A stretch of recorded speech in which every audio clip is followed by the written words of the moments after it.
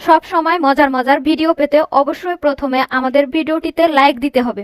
Like দেওয়ার পর subscribe বাটনে ক্লিক করতে হবে। সাবস্ক্রাইব করার পর নোটিফিকেশন বেল আইকন ক্লিক করতে হবে। তারপর শেয়ার বাটনে ক্লিক করে বন্ধুদের সাথে